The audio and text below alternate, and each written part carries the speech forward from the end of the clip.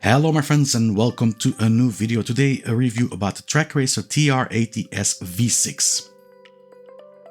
The 80mm aluminium extrusion platform is arguably the most popular cockpit design on the market today.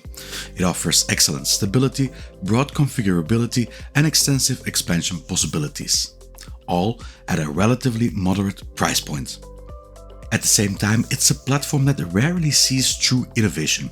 While cockpits like the SimLab GT1 Evo and GT Omega Prime Lite are undeniable solid options, their designs have remained largely unchanged over the past few years.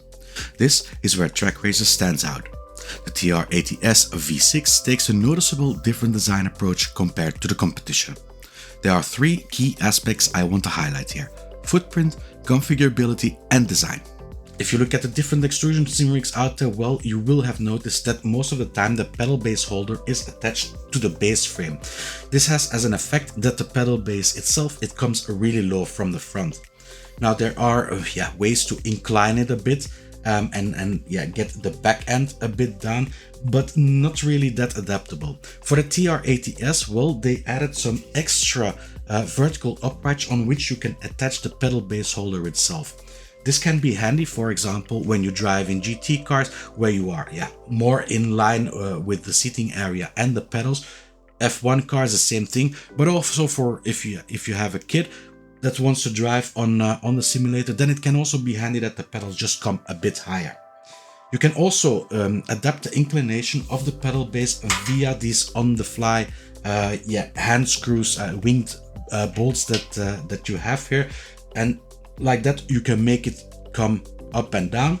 The only thing that I would have as a remark for this design is this screw which is attaching this hinge towards the vertical upright. It is very hard to get to and to tighten it, really. But that is the only remark that I really have for the design for this pedal base holder. Thanks to the use of individual pedal mounting plates instead of a full-width pedal tray, this cockpit is compatible with pedals from virtually every mainstream and even less mainstream manufacturer. The available mounting options for a pedal setup measures 50 cm, which should accommodate almost any pedal plate currently on the market. No matter the pedal angle or configuration, it's easy to find a comfortable driving position. With a heavy load cell brake mounted in a separated pedal configuration, I was able to induce a small amount of movement in the front pedal plates. That said, this flex is not noticeable at all while driving. Overall, the pedal structure feels very solid and confidence inspiring.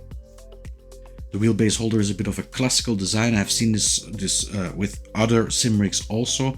You have the tray which is connected via the brackets to the main beam here, 2x4 attachment points, so very solidly fixed. The beam itself is attached to the vertical beams with 2x2 attachment points. Now the problem I see here is that they are both in the same channel, and this causes for a bit of play possible here. You see it, I can move it. If it would be attached in both the trays, then you wouldn't really have this display possible. Now you really need to put a lot of force in it to do this. With the steering wheel on it, you will see that it is a bit different. The vertical beams themselves, they are attached to the base profile with 2x4 attachment points to the sides of the horizontal beam. So those are very sturdy. It is the way that I prefer for those vertical beams to be attached, so nothing can be said about that. During actual driving sessions with my Camo C12, I didn't notice any unwanted movement or instability. According to Trak Racer's compatibility matrix, the wheelbase mount is rated to handle bases up to 20 Nm. And while I can't scientifically verify that figure, my experience certainly supports that claim. Just like the pedal assembly, the wheelbase holder feels very rigid, even considering the small remark I have here about the design. In terms of configuration, the wheelbase can be adjusted freely in both height and depth to suit individual preferences. The wheelbase tray itself offers 3 tilt positions covering a range up to 45 degrees. The upward tilt was sufficient for my setup, although I wouldn't have minded a bit more adjustment range. Additionally, the tray can slide towards its driver by approximately 5 cm. As for compatibility, the included wheelbase plate should support virtually every modern wheelbase on the market. Another interesting design choice for the TR80S is how the base frame is created. Normally when you look at other extrusion profiles, you will see that these beams are one piece, and here Trak Racer has opted to make it into 2 pieces. Now this has some advantages. As far as I'm aware, Trak Racer is currently the only manufacturer implementing this type of design in an aluminium profile cockpit. Now why is that?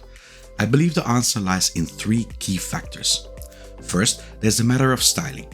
Most 4080 profile sim rigs on the market look very similar: black, rectangular and function first.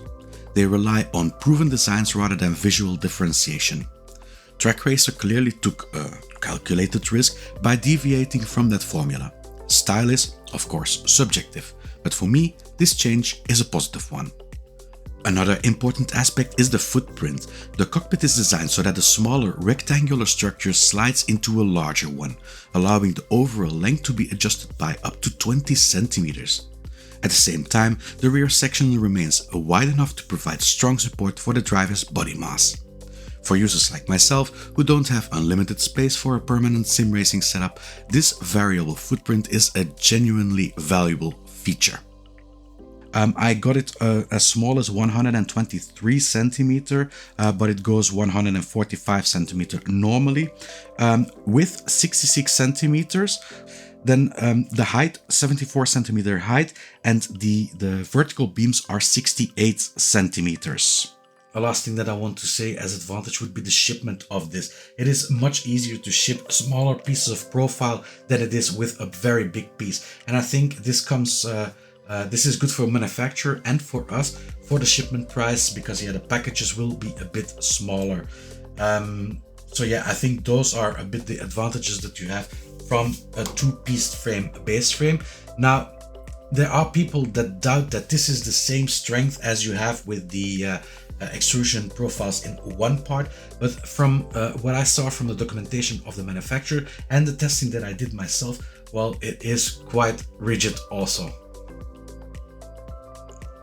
When I look at the build quality in general, it is good. Extrusion profiles, yeah, they have nice and thick aluminium cores in them. The corner pieces are well finished. So yeah, the paint is matte black. It doesn't shine or anything, or yeah, it's not something special. However, I do have to note that it is reasonably scratch resistant when I compare it to other rigs out there. The only thing that I really have to say as a negative point for build quality would be the markers on the pedal plates holders. There are some markers there and they just rub off. So you just move the pedal plate and the marker is gone. Now, I have already given this comment to Matt of Trak Racer, and he will see that he can improve this. Now, is this a problem? Yeah, well, if you brush it nicely off, then you have nice and clean extrusion profile, so it's not really that much of a problem.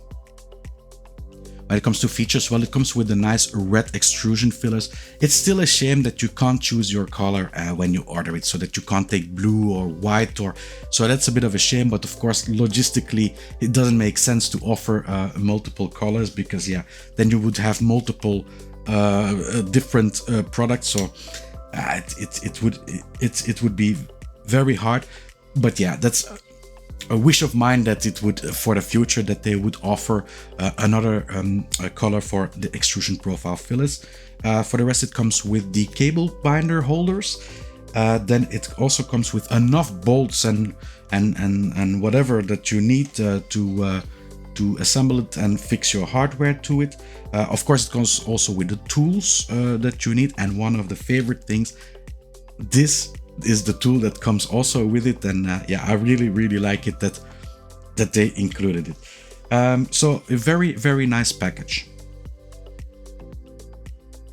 The ecosystem of Trak Racer is enormous. You can find really everything, going from motion system, belt tensioners, a drink holder, you name it, they have it.